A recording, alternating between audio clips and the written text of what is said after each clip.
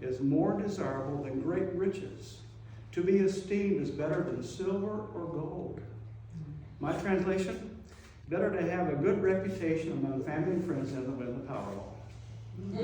I wouldn't mind winning the lotto. I don't ever buy a ticket, but his point is money is fleeting. I mean, yesterday was payday, and where to go? It's gone. Bills. But who you are as a person, that's what's lasting. So it's better to have a good name. It's more desirable than great riches. And that word esteemed, to be esteemed, that's what this service is about. That word means to be honored, respected. We're here to honor and esteem him. So names have meanings. And the name Barry is Scottish and Irish. Good Scottish name, Barry. And it comes from the Irish form of Finnebar. And there's different meanings for that. But one meaning is blessed, blessed. I think this man was blessed. He was blessed. So I think that's pretty fitting. He had several names. Bear, Bear, Bart, Mr. Weger. And Butch. Butch, Buchinki, Bujuju. Okay, so he had a lot of names, didn't he? All of them good. Yeah. A lot of names, but when you look up his name, a form of Irish, blessed or blessed. So I've listed why I think he has a good name. I've listed whom he loved, what he did. You guys know all of this, but it bears repeating. It's important to celebrate his life, and some of you want to maybe fill in some of the things that I missed. But first of all, he had a good name because he loved good things. He loved his family. In his lifetime, he was a son, a brother, a husband, a cousin, a father, survived by sisters Tammy and Gina and daughter Lauren. And Barry was much time a single dad with Lauren. And Tammy told me that Lauren was the best part of his life. So, wow, that's right. That's great. So I asked Lauren, okay, what did you learn from your dad?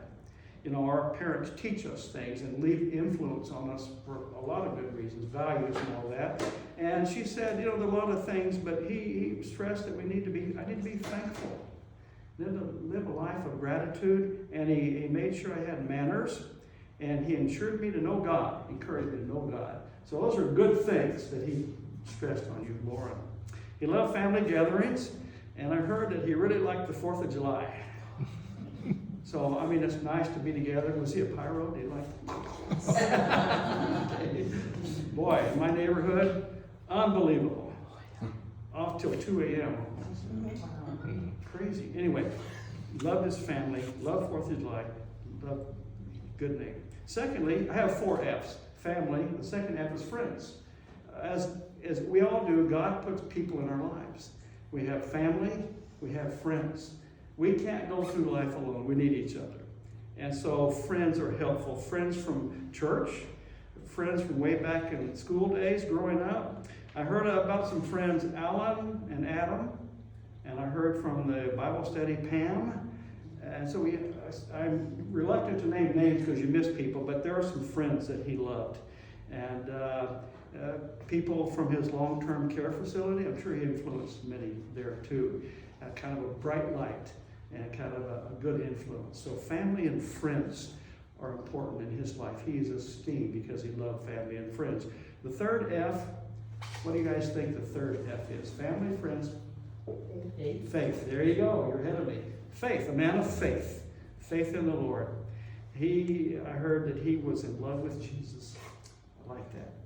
He was a Christian man, the Lord indeed his shepherd.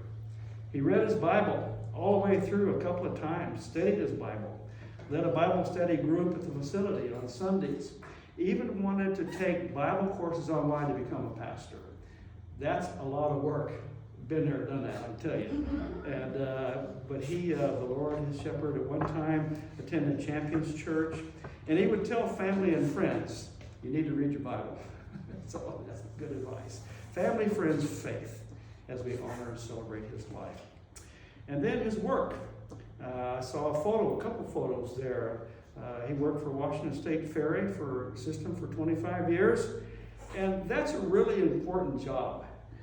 Helping people get across the sound, to work, back home from work, to get around. And that's a great ferry system. And sometimes, though, people come just to visit family. Let's go ride a ferry to Bremerton or back. And so he did that, and I appreciate that work. And the fourth F is fun. What did he do for fun? Well, back in the day, much younger, you said he liked to run, a runner. Couldn't do that much as he got older. He liked crafts. He liked to paint models, model airplanes, boats and cars. He loved board games. I heard about Monopoly. Was he really, no, just whatever, he didn't get. No, when he lost, he didn't want to do it again. Okay. Not real competitive though, huh? Okay. Monopoly and cards like rummy and speed. Yep. And dominoes. And he loved cats. I heard about Puddins, Bubby, Pamper, and Tiger. Probably many more. Also, TV. He followed the Mariners. He liked game shows like Jeopardy, and he watched the comedies, and he liked The Office. Now that's an odd show, but in a way, it's entertaining. I like The Office. And The Sopranos. He liked to watch movies with Lauren. You guys watch movies together. So he loved that, like that. He liked music, hymns, Christian music. Also Tom Petty and the Stones, Rolling Stones. That was some good music back in the day. He liked food. He liked Mexican food. And he loved Tammy's clam dip. And also he was a reader. He read Dean Koontz, Stephen King, John Grisham, and of course the Bible. He liked food. He always thought it was nice to get a good hot meal. I want a hot meal. And also Jersey Mike's. Jersey Mike's, favorite sandwiches. He was a gamer. He played online computer games, actually meeting people online, getting acquainted with people. And he liked to use that format also to spread the gospel in some way. Plant some seeds, share Christ, and Facebook posts, and also posts about cats too. Facebook posts about Jesus and cats. That's good. That's a good combination. Yeah, there you go. Also, I saw a photo out there in younger days, a volunteer firefighter at Port Orchard Fire Department. Good for him. Gave him himself. So there are some things, family, friends, faith, fun, as we celebrate. There's one more thought as we celebrate his life. We ask this question about character. What kind of man was he? I think he had a good name because of who he was, his personality, his person. And so I'd like for you, audience participation, to think of a single adjective, not sharing time yet, just one word of his character. What kind of man was he? Don't be shy, just call him. Loving. Loving. He was funny. Fun. And he had a heck of a sense of humor. Good. Ridiculous. Of all the services I do, that's the first time I've heard that. But that has its own special meaning. Genuine. Genuine. Oh, that's good. That's a great one. And so I have heard that all of his trials, physical suffering, all of that, he never complained. Just like that. And you ask him, how you doing, Barry? And he would say, I'm good. He did kind of wish he could walk again. But I like that. I heard kind and loving and generous. He would buy groceries for somebody in need. He would give friends, family Bibles for Christmas. That's a good Christmas gift, Bibles. He had a good sense of humor. And I like this. He always used proper English, correct English. Oh, yeah. You know, He hated slang. Ate slang. He'd say, people say, where are they at? No, where are they? Not where they're at. This point in time. And in slang and never profanity. So people don't speak correct English anymore much, do they? And I know times are changing, but anyway, he liked to speak well and proper English. So I think he had a good name. His name means blessed or blessed. Don't you? Good name. So, anybody like to share? You don't have to come up front. You can if you want. I'll move out of your way, or you can just speak from there. But I'm sure, yeah. Go ahead. Hello, I am Adam. I am Lauren's fiance, And when I first met Barry, he pulled me aside and he said, "You better treat her right, or else you deal with me." And I always respected how much he loved his daughter and his family, and he always spoke to me as a son, so I wish I had more time to get to know him. And I know he loved all of you very much, and I always respected that from him. And I know he's in a better place with his cat Puddins. And we love you very much. And that's what I want to say. Thank you.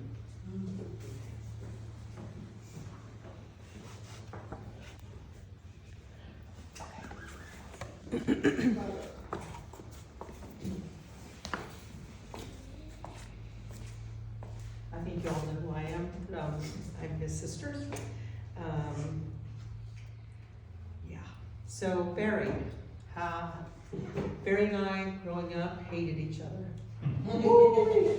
Well, he hated me. I didn't hate him, but I was the little sister, right? And I always like to tell a story of how we were in a mall one day, and I could have been more than like 8 or 9, and I ran into the store and I said to the lady, "My brother hates me." And she said, "Oh, honey, he doesn't." I said, "Oh, he does."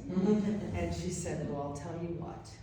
She said, "You wait till you grow up, and I promise you that the two of you will be closer than ever." That's right. I always wished for that day, and that day came. Barry and I, we became very close. And especially as his life got more difficult, I recognized how much more I needed to be there for him. And I put myself in his shoes and tried to imagine what it would be like to have no one in a home that he knew nobody, and there was nothing he could do other than just try his best to move on with his life. And I hurt for him. My heart hurt for him because I'm out. I'm quite a little adventurous, and I was always out doing things. And so I would call him when I would be out. You know, "Where are you?" "Oh, I'm in Schland, getting ready to go with Lauren, and we're going to go parasailing together." And he would say, "Oh my gosh, I wish I could do that." And so, you know, even though he couldn't, and I didn't call him to upset him, I just always wanted him to see that, you know, there was adventure out there, and that we were having fun and doing all kinds of fun things that I would send him pictures so that he could kind of live vicariously through it, you know. And at first I was worried that it would, you know, bother him, but no, he loved it. He loved seeing photos. He loved, "Where are you today? What city are you in?" when I started traveling. And he kind of followed, you know, and he and I, we loved each other very much. And, you know, you don't know what time brings, and you don't know when it brings it, what's to come. And the week that Barry passed away, we were having a conversation, and it was just a conversation of, you know, just kind of your normal conversation that you normally would have, but then all of a sudden it kind of turned. It turned into a conversation of, you know, Tam, this is what I'd like when I go. You know, this is kind of my wishes, and this is, you know, and I'm like, "Oh, Bear, I understand, and, you know, it's all good," and just kind of trying to make light of it, and little did I know. And then he told me, he says, "I sure wish you would read the Bible." And I said, "Bear, I said, the Old Testament, he met her, she met him, they met them." I said, I can't wrap my head all around that. And he said, "Well, start with the New Testament." And I said, "Well, I do like the New Testament because that's where Jesus speaks. And I can get that because it's all in red, you know." And so he's like, "Okay." He's like, "That's good. Let's just start there." So that night I opened the Bible with him on the phone, and I started to read out loud, and I just kept reading and reading and reading. And before you knew it, I had gotten through like 5 pages of Mark, and it got to where I was like, wow, I'm having a very difficult time keeping my eyes open now, because that was a lot of small print. But anyway, at the end of it, I said, well, Bear, I'm gonna let you go now. And he said, okay. And he said, but I really enjoyed this. And I said, so did I. I said, so let's keep doing it. He said, I'd like that very much. And that was one of my last conversations with my brother. I'll miss him always. He was just, you know, the heart for Jesus, truly. I know a lot of people that have a heart for Jesus, but nobody like my brother did. Somebody who suffered and lived his life in a bed for so long, and so many close calls where we lost him so many times. And, you know, and still he just bounced back, and he would just be like, I'm good, you know, everything's okay, Tam, you know, sure likes more of that clam dip. And bugles, you had to bring bugles with it. But, you know, I'm blessed that he was my brother. He taught me how to deal with adversity from a very young age as a child, growing up with him. But then he taught me what true love is, and a love for Jesus, and his faith was strong. So with that said, I'm going to read, and my apologies, my eyes are watering, so that might come out easy, but this was what we tried to put on the back of your little cards, but it's a little small, so I'm gonna help you all out. Oh, that berry. Yeah. Too much, too many hamburgers yesterday.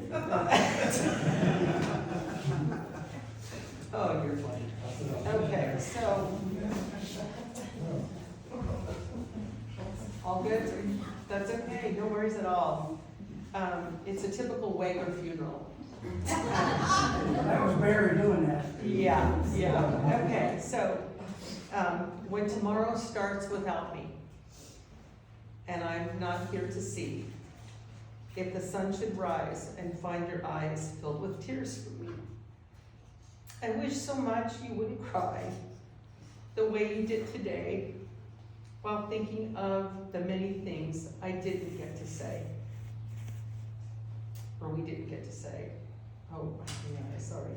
I know how much you love me, as much as I love you. And each time you think of me, I know you'll miss me too.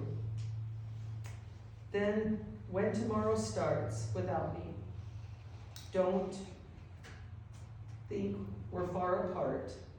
For every time you think of me, I'm right here in your cell phone.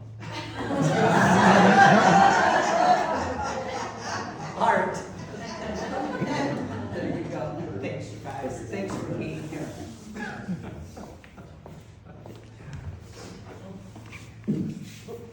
Remember I said turn them on after the service.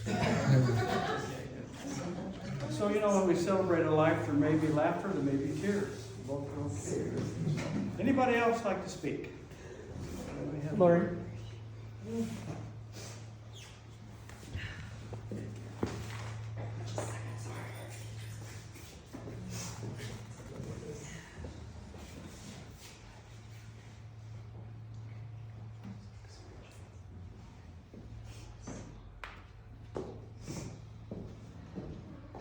Hi, my name is Lauren. I'm Barry's daughter.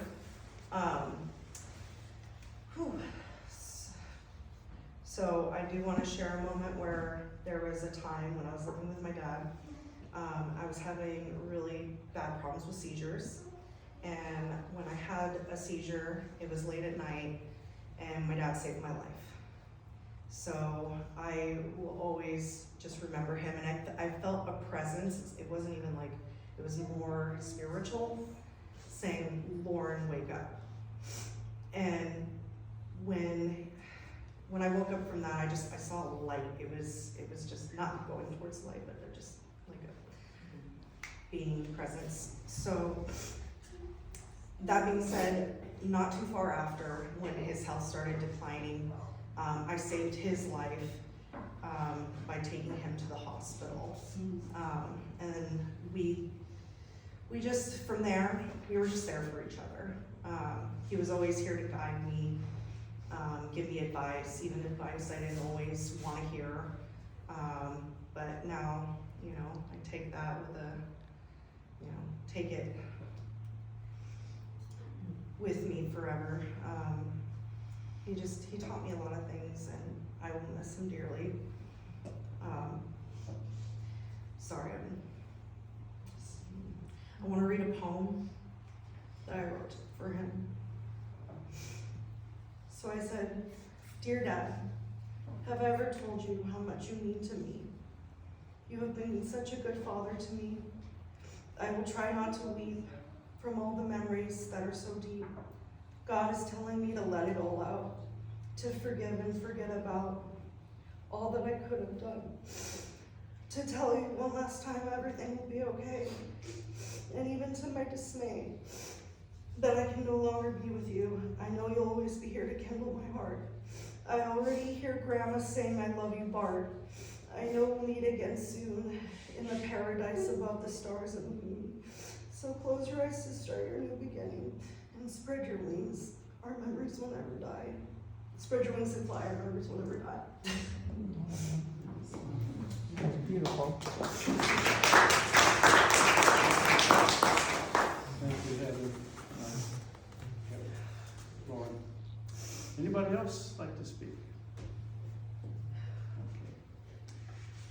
Well, just a couple words to leave with you before we conclude and then go out to the committal service.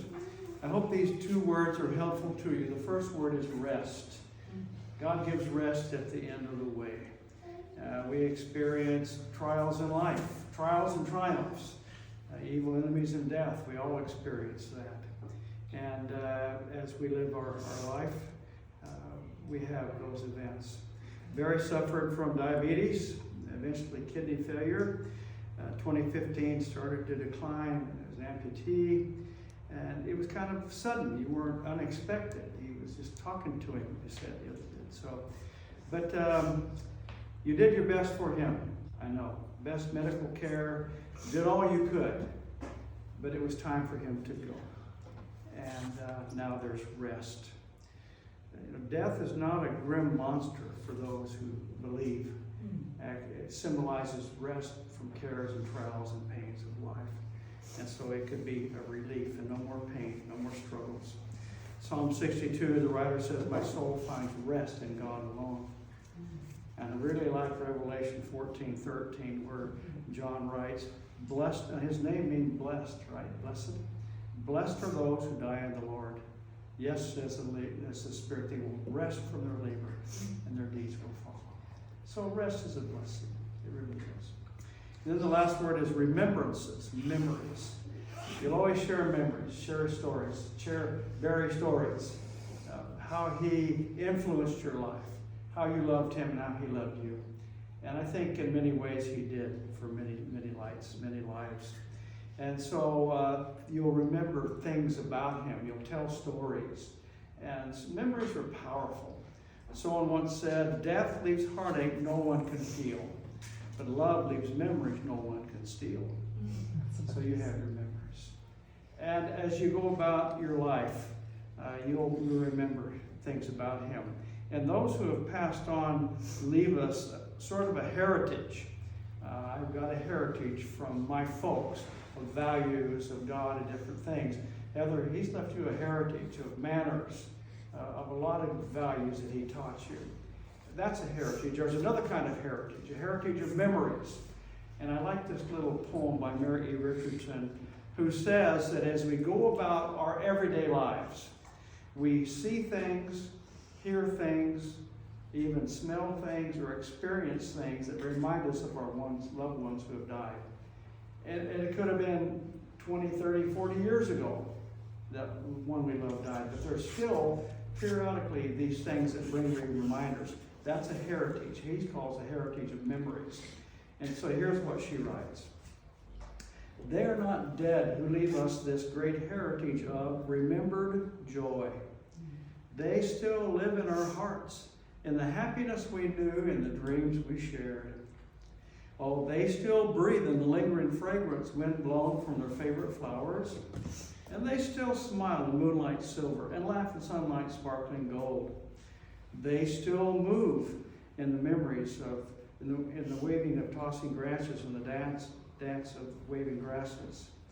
They still speak in the echoes of words we heard him say again and again. So in a way, they're not dead because their memory is warm in our hearts, comfort in our sorrow. They are not apart from us, but of us. And here's the last line. For love is eternal, and those we love shall be with us throughout all eternity. How true that is. So you always remember. So continue to love and support each other. Continue to be a blessing to one another and help each other through this time. So I'm going to conclude our chapel service, and then we're going to go out to the grave. May the Lord bless you and keep you. May the Lord make his face shine upon you. May the Lord turn his countenance towards you and give you peace. Amen. Amen. So before you exit the chapel and we go out to the gravesite, if you're comfortable with this, before we pick it up and take the urn out, if you want to just come by and lay your hand on the urn just for a moment and say goodbye, I think that would be okay. And look at the photo here and just spend a moment, and then we'll all go out for the final service. This concludes our chapel service here. Lift this picture. Lift the bottom of it. Just lift the bottom of the paper. Just the front. Lift the picture up from the bottom. Oh. In the front. Lift up the bottom paper. The photo, yeah. Yeah. What does it say under there? Oh, it's taped. Pull it up. Lift from the bottom. Yeah, just pull it up. Oh, look at that. Very good. Blessed. We planned it that way, didn't we? I wish I could say that we did, but pretty amazing, isn't it? Very good.